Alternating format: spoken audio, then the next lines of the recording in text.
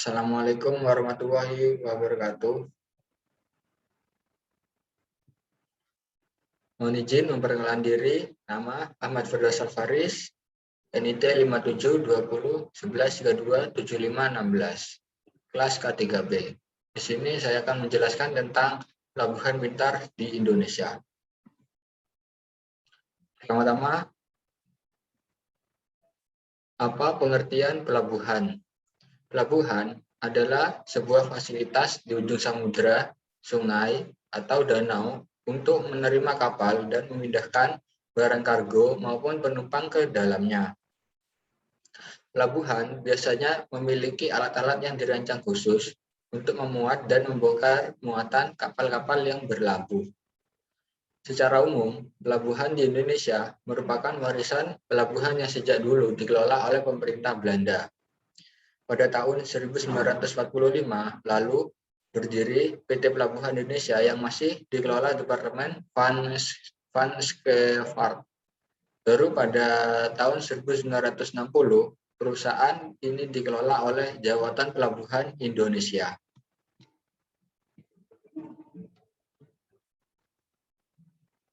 Fungsi dari pelabuhan. Pelabuhan memiliki beberapa fungsi yang dapat dibedakan sesuai istilahnya. Inilah beberapa fungsi tersebut. Yang pertama yaitu gateway, kedua interface, ketiga link, dan yang terakhir yaitu industri entity. Yang pertama yaitu gateway. Maksud dari gateway adalah pelabuhan berfungsi sebagai pintu gerbang untuk bisa memasuki suatu negara. Kapal yang berlabuh pasti bertujuan mengantarkan isi barang atau muatan lain kepada kota lain atau bahkan negara lain. Di sini pelabuhan berperan sebagai perantara awal proses tersebut. Dan selanjutnya yaitu interface. Dalam fungsi pelabuhan sebagai interface, ini berarti bahwa pelabuhan menjadi penghubung antara darat dengan lautan. Misalnya seperti saat barang dari kapal akan didistribusikan melalui daratan. Nah, pelabuhan menjadi penghubung terjadinya mobilisasi tersebut. Yang selanjutnya yaitu link. Link berarti pelabuhan berfungsi sebagai mata rantai proses sampainya barang ke tangan konsumen. Melalui pelabuhan, barang dari produsen yang diantar melalui kapal akan disalurkan kepada konsumen. Pelabuhan ini menjadi jalur mempermudah didistribusikannya ke tangan konsumen. Yang selanjutnya yaitu industri entity. Ini berarti pelabuhan berfungsi sebagai kawasan industri. Hal ini disebabkan karena pelabuhan lalu lintasnya semakin ramai. Alhasil, lingkungan di sekitarnya akan menjadi kawasan industri dengan fasilitas yang memadai. Selanjutnya yaitu permasalahan yang ada pada pelabuhan. Yang masalah ke pelabuhan adalah hal-hal yang menyangkut hubungan antara kapal, muatan, dan jasa pelabuhan. Kapal memerlukan tempat bersandar di dermaga dan memerlukan berbagai pelayanan selama di pelabuhan. Muatan memerlukan jasa terminal di pelabuhan dalam proses peralihan dari kapal ke angkutan darat. Pelabuhan menyediakan jasa-jasa bagi kapal dan muatan agar tidak terjadinya hambatan dalam pelayaran kapal dan arus barang serta arus penumpang. Kegiatan pelayanan di pelabuhan ditunjang oleh beberapa prasarana, di antaranya yaitu dermaga, terminal, gudang, kapal, penimbunan navigasi, dan telekomunikasi, peralatan bongkar muat, dan perkantoran. Selanjutnya yaitu peralatan penunjang aktivitas pelabuhan. peralatan bongkar muat sangat dibutuhkan untuk menunjang kegiatan di pelabuhan. Permasalahan yang kerap terjadi adalah minimnya peralatan sehingga mengakibatkan terlambatnya aktivitas bongkar muat di pelabuhan. Hal tersebut menyebabkan keterlambatan kapal yang bersandar di pelabuhan, sehingga harga sewa yang dibayarkan oleh pihak ekspedisi akan lebih besar dan akan berdampak pada harga jual barang yang ditawarkan. Cara mengatasi permasalahan dalam pelabuhan. Beberapa upaya yang mungkin bisa dilakukan untuk memperbaiki dwelling time dengan setiap prosesnya.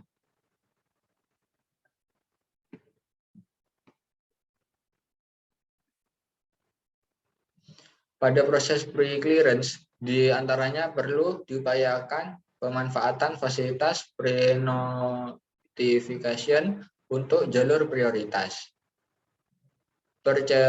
Percepatan importer untuk percepatan penyampaian pemberitahuan impor barang atau PIB.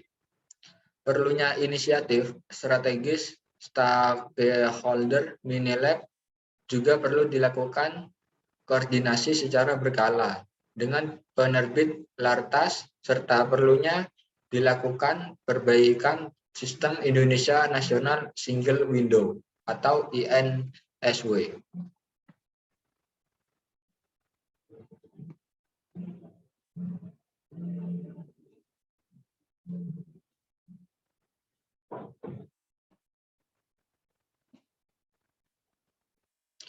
Rencana masa depan pelabuhan di Indonesia.